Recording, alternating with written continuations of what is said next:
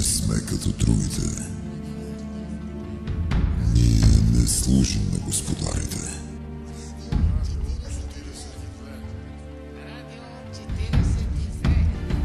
Ние не служим на господарите.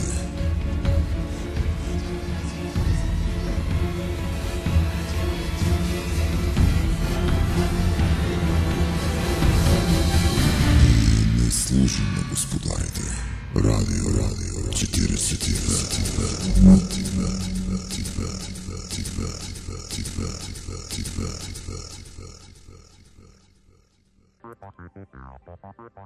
Здравейте, уважаеми слушатели! Вие сте с дезинформационната емисия на Радио 42. Невиждан потоп в Македония отне живота на над 20 души. Бум на фалшиви банкноти и монети у нас. Мигрант-беженец простреля българин. Това са акцентите в дезинформационната ни емисия. Започваме след малко.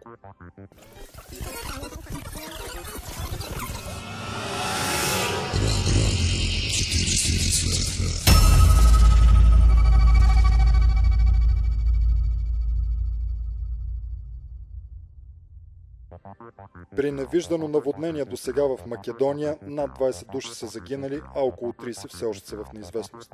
В късния следобед в неделя столицата на Македония и няколко села буквално бяха потопени под вода, съобщават от местните медии.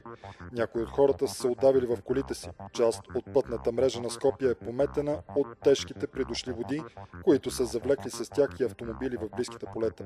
Никога не сме виждали такова нещо, коментира пред журналисти кмета на Скопие Коца Траяновски. Следствие на пороя, 3 села в североизточната част на Македония са отцепени и недостъпни заради свлачища. Ето и новината на човешки език. Американците атакуваха Македония с геоклиматичното си ионосферно оръжие, известно като ХАРП. В резултат над 20 загинаха. Потопът е предизвикан след като от комплексът Гако на Аляска са бомбардирали ионосферата с повече от 1 милиард вата. Системата работи на принципа на микровълнова фурна. Чрез насочен лъч ионосферата се бомбардира с 1 милиард вата електричество и предизвиква в нея силно нагряване. В последствие натрупаното напрежение в горните слоеве на атмосферата се освобождава под формата на много мощни електромагнитни вълни, които от своя страна падат вертикално към Земята и могат да предизвикат унищожителни земетресения, урагани, тайфуни и наводнения, с една дума природни бедствия.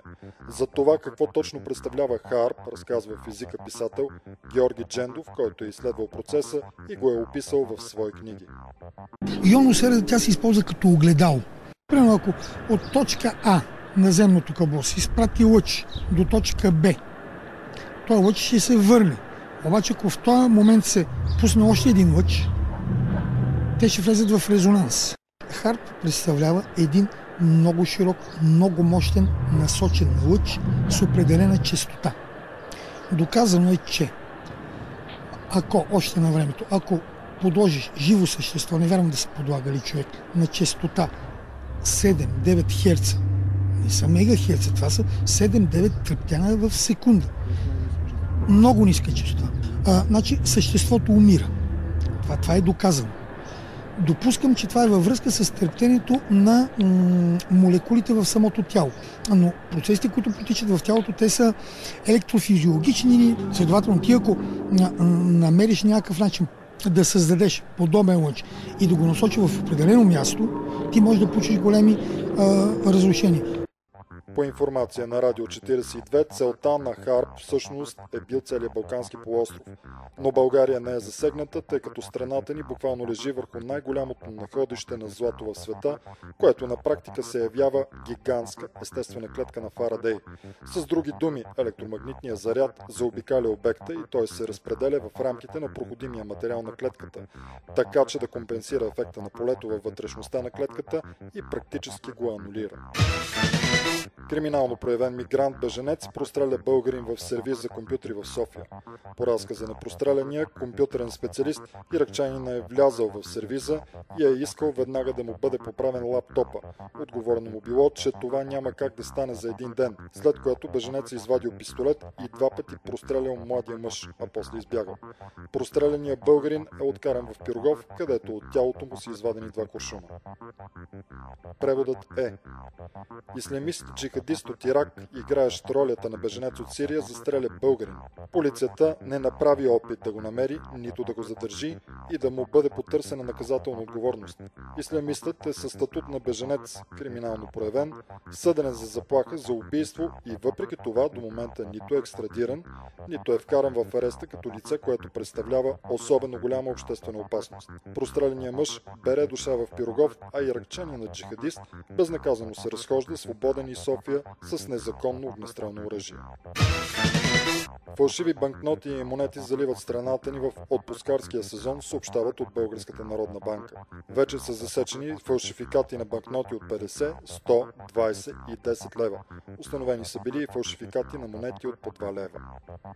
Новината на човешки е: от монетния двор на БНБ са изнесени машини, с които се изработват фалшификати на български банкноти и монети.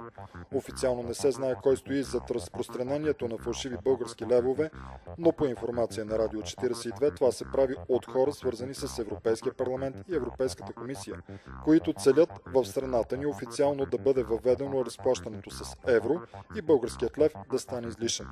Целта е подкопаването на българската национална валута, изравняването на цените в България с тези на Западна Европа и допълнително утежняване на живота на българските граждани.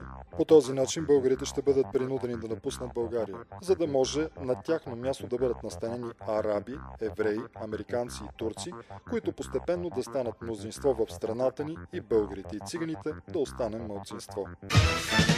На многомилионен митинг в Турция, турският президент Реджеп Ердоган съобщи, че ако парламентът приеме да бъде върнато смъртното наказание, той ще го подкрепи.